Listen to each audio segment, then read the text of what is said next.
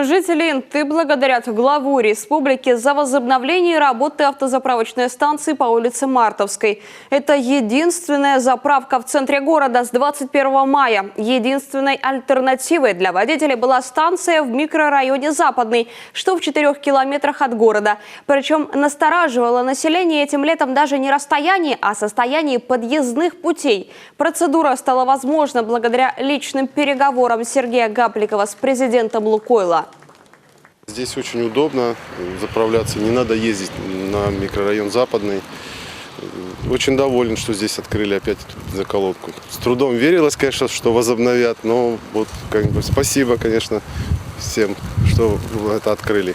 Знаете, она очень востребована, люди очень ждали открытия данной АЗС, были недовольны. Сами знаете, что там все равно тяжело, и там девочкам было, и без нас тяжело, люди очень довольны. Особенно наши, которые на дизельном топливе, они очень рады, счастливы, что вернулись мы. Все люди приезжают, все поздравляют, все очень счастливы. Губернатор отметил недопустимость прекращения работы АЗС, обслуживающих население удаленных и труднодоступных пунктов. Приятно, что все обещания, данные интинским водителям, удалось выполнить. Напомню, это стало возможным в первую очередь благодаря главе Республики Коми Сергею Анатольевичу Гапликову. Благодарю руководство компании «Лукойл» и лично Вагита Юсуфовича Аликперова за то, что пошли нам навстречу. Для интинцев эта АЗС жизненно необходима. Благодаря договоренностям с нашими партнерами, теперь она будет работать круглосуточно. Более того, удалось сохранить 6 рабочих мест. Все специалисты уже приступили к работе.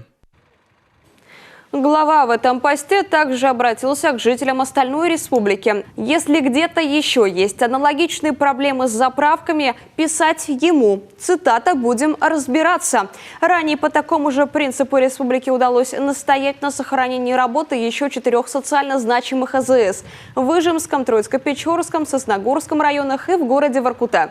Правда, конкретно в Инте теперь просят еще расширить ассортимент топлива.